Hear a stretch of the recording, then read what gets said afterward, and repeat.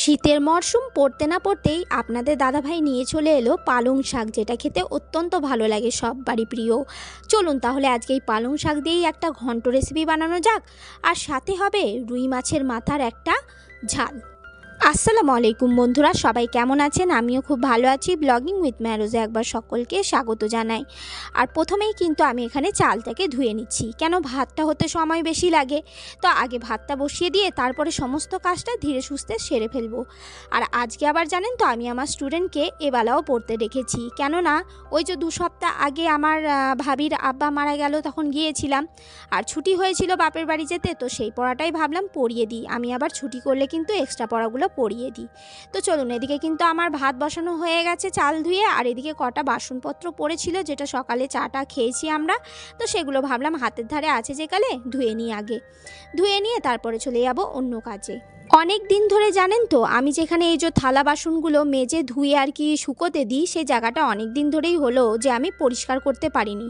তাই ভাবলাম আজকে কিন্তু থালা বাসনগুলো দেওয়ার আগে এখানটা ভালো করে মোছামুছিটা করে নিই। এই যে এই জায়গাটা, এখানটা এই স্ল্যাবটার উপরে কিন্তু ভালো বেশ রোদ আসে, আর এইখানেই কিন্তু আমি সমস্ত বাসন কুসনগুলোকে ধুয়ে কিন্তু জলটা ঝরাতে দিয়ে দিই, আর রোদের মধ্যে কী সুন্দর বেশ তেপেও যায়।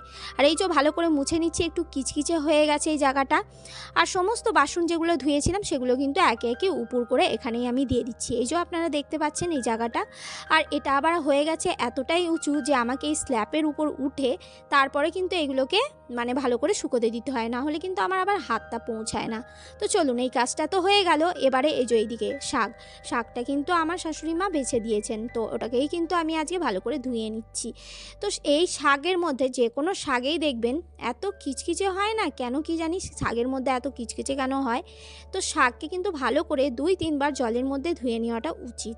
আর এইভাবে ভাসিয়ে ভাসিয়ে কিন্তু শাকগুলোকে এইভাবে এই যে হাতের মধ্যে দিয়ে তালুর মধ্যে দিয়ে এইভাবে নিয়ে কিন্তু ঝুড়ির মধ্যে এইভাবে রেখেই কিন্তু জল ঝরিয়ে নিয়ে আরও 1 থেকে 2 বার কিন্তু এইভাবে ভালো করে আমি ধুয়ে নেব। গতকাল রাত্রেবেলায় ফোন ঘাঁটতে ঘাঁটতে হঠাৎ জানেন তো পালং শাকের একটা ভালো ঘন্ট রেসিপি দেখলাম একজন ইউটিউবারের, কিন্তু সেটা আবার করেছে কুমড়ো দিয়ে। আমার কাছে তো কুমড়ো নেই, আপনাদের দাদাভাই নিয়ে এসছে বেগুন দিয়ে কিন্তু পালং শাকটা খারাপ লাগে না খেতে, খুবই ভালো লাগে খেতে। তাই ভাবলাম বেগুন দিয়েই একটা ঘন্ট রেসিপি বানানো যাক।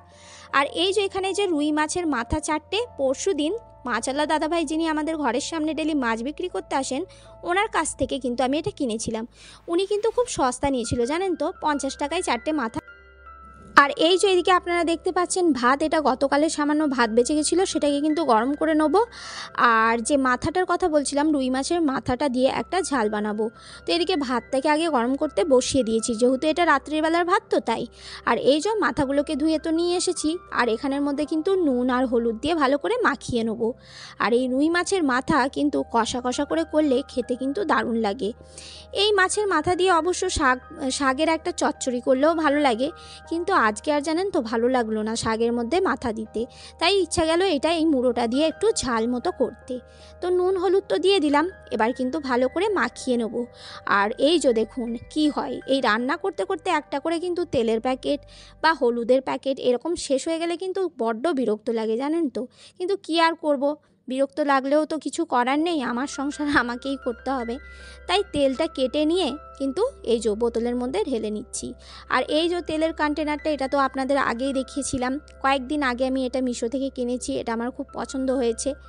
আর তেলটা এর মধ্যে তো ভালো করে ঢেলে নিলাম, কিন্তু পুরোটা ধরে না, যেহেতু বোতলটা সাইজটা জানেন তো একটু ছোট হয়ে গেছে। আর এই বোতলটা ডিজাইনটা তো আপনারা দেখতেই পাচ্ছেন কেমন ডিজাইন হয়ে গেছে, মানে একটু আগুনের সামনে ছিল বলে একটু তেতে গিয়ে না চেপটে মতো গেছে, আর চেঞ্জ করতেও আর ভালো লাগছে না। এই দেখুন চারিদিকময় তেল তেল হচ্ছে, তো একটু সুন্দর করে ভালো করেই ভরবার চেষ্টা করছিলাম। আর যাই হোক, আমাদের এই নিম্ন মধ্যবিত্ত পরিবারে তো একটু জিনিস যদি নষ্ট হয় জানেন তো সেটা খুবই গায়ে লাগে। ঘড়িতে এখন বেজে গেছে কিন্তু সকাল 9:30, আর আমি আমার স্টুডেন্টদের দেখেছি 10:30টার সময়, তাই আমাকে 1 ঘন্টার মধ্যে কিন্তু রান্নাবান্না প্রায় কমপ্লিট করে দিতে হবে। আমি জানি পুরোটা কমপ্লিট হবে না, কিন্তু যতটা পারবো ততটা কিন্তু আজকে কিন্তু সকালবেলায় একটা কাণ্ড ঘটিয়ে ফেলেছি। সকালবেলায় কিন্তু বাবার মেয়েকে কিন্তু টেনে টেনে ঘুম থেকে তুলে দিয়েছি, জানেন তো ওরা তাড়াতাড়ি ঘুম থেকে উঠতে চায় না, আর তাড়াতাড়ি ঘুম থেকে না উঠলে কিন্তু আমার কিন্তু কাজের অনেক দেরি হয়ে যায়।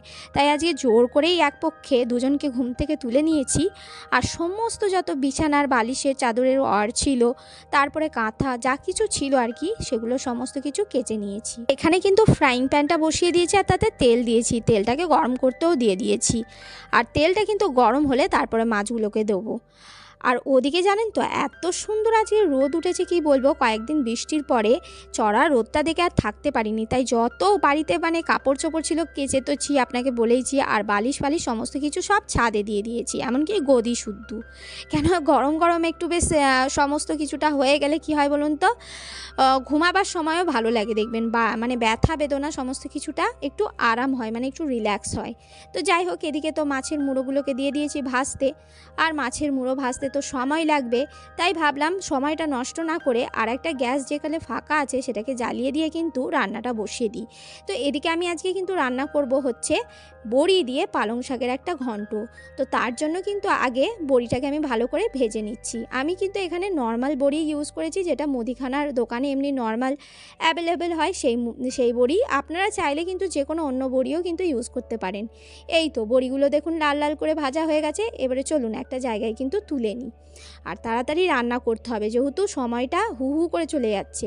আর এখন যেহেতু বেলা ছোট হয়ে গেছে, তাই এখন বেলা মানে দিনের বেলাটা তাড়াতাড়ি শেষ হয়ে যাচ্ছে আর রাতটা বড় হয়ে যাচ্ছে।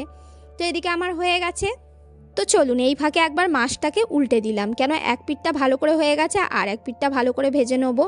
আর এই যে উল্টে পাল্টে নিয়ে কিন্তু মাছটাকে ভালো করে ভেজে নিতে হবে কড়া করে, আর কড়া করে ভেজে কিন্তু মাছের মুড়ো কষা করলে খেতে ভালো লাগে। আর এই যে এদিকে সেম হাঁড়িতে কিন্তু আমি দিয়ে দিচ্ছি তেল। আমি এখানে রান্নাটা সাদা তেলেই করব, আপনারা চাইলে কিন্তু সর্ষের তেল ইউজ করতে পারেন। আর এখানে এই যে আমি দিয়েছি 5 ফোড়ন। 5 ফোড়নে কী কী মশলা থাকে সেটা তো আপনার জানাই আছে। আর এখানে দিয়ে দিলাম একটা শুকনো লঙ্কা। এরপরে দিয়ে দিচ্ছি একটা বড় সাইজের পেঁয়াজকে কুচি করেছি, সেটা দিয়ে দিচ্ছি। দেওয়ার পরে এবারে কিন্তু পেঁয়াজটাকে আমি ভেজে নেব। তো পেঁয়াজটা ভাজতে তো সময় অনেকটা লাগে, তাই একবার দুবার নাড়িয়ে আমি গ্যাসের ফ্লেমটা সামান্য একটু কমিয়ে দিয়ে চলে যাব কিন্তু মাছ ভাজার দিকে। আর এই যে দুটো মুড়ো কিন্তু আমার ভালো করে ভাজা হয়ে গেছে। এই মুড়ো দুটোকে কিন্তু এবার আমি তুলে নিয়ে বাকি মুড়োকে কিন্তু আমি ভেজে নেব। তো এই যে তুলে নিচ্ছি একটা পাত্রের মধ্যে। আর এই যে আর কি বলবো আপনাদেরকে, দুঃখের বিষয় আমার ট্রাইপডটা গেছে ভেঙে, তাই আমাকে কিন্তু হাত দিয়ে সমস্ত শ্যুটটা করতে হচ্ছে। প্রচণ্ড কষ্ট হচ্ছে, কিন্তু কি আর করব, কিছু করার নেই। আর আমার তো হেল্প করারও কেউ নেই, তাই আমাকে একাই সমস্তটা করতে হয়। তো যাকগে, বাজে কথা না বকে চলে আসি মেন পয়েন্টে। তো এদিকে আমার দেখুন পেঁয়াজটা লাল লাল হয়ে গেছে। এবারে কিন্তু একে একে আমার যা যা দেওয়ার সেগুলো দেবো। তো এখানে আমি একটা আলুকে কুচিয়েছিলাম, সেটা ভালো করে ধুয়ে নিয়েছি, সেটা দিয়ে দিলাম। আর এখানে বেগুনগুলোকেও এরকম ডুমো ডুমো করে কুচিয়েছি। বেগুন তাড়াতাড়ি গলে যায়, তাই একটু বড় বড় করেই কুচিয়েছি। বেগুন আর আলুটা তো হালকা ভাজা ভাজা করে নিয়েছি। এবারে একে একে মশলা দেবো। এখানে সামান্য আদা রসুন বাটা দিয়ে দিচ্ছি, আপনারা চাইলে কিন্তু শুধু রসুন বাটাও দিতে পারেন। আর এখানে পরিমাণ মতো কিন্তু হলুদের গুঁড়ো দিচ্ছি। মশলা বলতে এখানে বেশি কিছু যাবে না। আর নুন দিয়ে দিচ্ছি পরিমাণ মতো, যতটা আর কি নুন লাগবে। শাকের মধ্যে জানেন তো বেশি কি হয়, নুন একটু বেশি হয়ে যায়, তাই আমি একটু সামান্য করেই নুন দিলাম। লাগলে পরে প্রয়োজন হলে একটু দিয়ে দেবো। সমস্ত মশলা দিয়ে একটু নাড়িয়ে দিলাম আর সামান্য একটু জল দিয়ে নিলাম। আরও একবার কষিয়ে নিচ্ছি। কষিয়ে নেওয়ার পরে এবারে কিন্তু আমি শাকটা দিয়ে দেবো, যে শাকটা ধুয়ে রেখেছিলাম। তো শাকটাকে এবারে দিয়ে দিচ্ছি।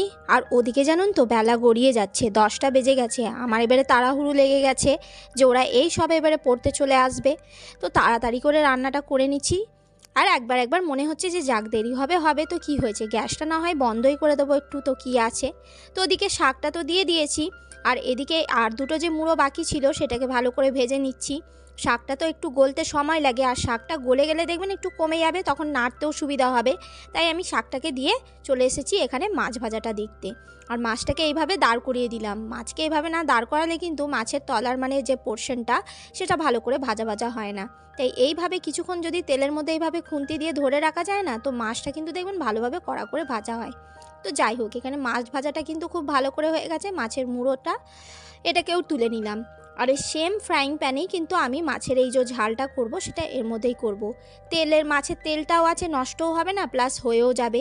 কিন্তু তার আগে এখানে কিন্তু শাকটাকে একবার নেড়ে নিচ্ছি, কেন শাকটা অনেকটা কমে গেছে। আর যেহেতু নিচে বেগুন আর আলুটা আছে সেটা ধরে যাবে, সেই জন্য শাকটাকে আমি ভালো করে নাড়িয়ে নিচ্ছি। শাকটাকে ভালো করে নাড়িয়ে নেওয়ার পরে কিন্তু চলে যাবো মাছ রান্নার দিকে। তো এই যে এদিকে চলে এসেছি, আরও সামান্য একটু তেল দিয়ে দিয়েছিলাম, আর এর মধ্যে দিয়ে দিচ্ছি গোটা জিরে ফোড়ন। আপনারা চাইলে 5 ফোড়নও দিতে পারেন কিংবা শুধু কালো জিরেও ফোড়ন দিতে পারেন। আমি এখানে দিয়েছি গোটা জিরে। আর এখানে দুটো বড় সাইজের পেঁয়াজকে কুচি করেছিলাম, সেটাকে দিয়ে দিলাম। আপনারা চাইলে কিন্তু পেঁয়াজ বাটাও এখানে ব্যবহার করতে পারেন, কিন্তু আমার কাছে আজকে যেহেতু সময়টা কম, তাই আমি এখানে পেঁয়াজ কুচিয়ে রাখাই দিয়ে দিলাম। একটু নাড়িয়ে নিলাম। আর এখানে কিন্তু বেশি বাদামি করব না, একদম হালকা লাল লাল করেছি।